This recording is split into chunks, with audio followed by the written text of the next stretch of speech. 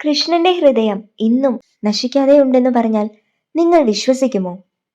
മഹാഭാരത യുദ്ധത്തിൽ കൗരവർ 100 പേരും മരിച്ചതിന് കാരണം കൃഷ്ണനാണെന്ന് കരുതി കൗരവരുടെ അമ്മയായ ഗാന്ധാരി ഭഗവാൻ കൃഷ്ണനെ ശപിച്ചു.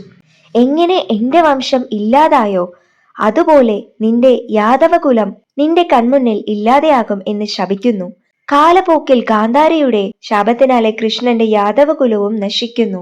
ഇതുകണ്ട മനസ്സുടഞ്ഞ കൃഷ്ണൻ കാട്ടിൽ ഒരു മരത്തിന് കീഴെ ധ്യാനത്തിലിരിക്കുകയായിരുന്നു. അപ്പോൾ അതുവഴി വന്ന ഒരു വേടൻ മാൻ എന്ന് കരുതി കൃഷ്ണന് നേരെ അമ്പെയ്തു.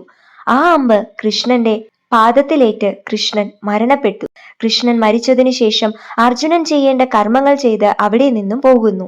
അപ്പോഴാണ് വേടൻ ഒരു അതിശയം കാണുന്നത്. കൃഷ്ണന്റെ ദേഹം മുഴുവൻ കത്തി ഇല്ലാതായി. എന്നാൽ കൃഷ്ണന്റെ ഹൃദയം മാത്രം കത്തിപ്പോകാതെ തുടിച്ചുകൊണ്ടിരിക്കുന്നു. ഇങ്ങനെ നശിക്കാതിരുന്ന ഹൃദയം വേടൻ പുഴയിൽ ഒഴുക്കിവിടുന്നു.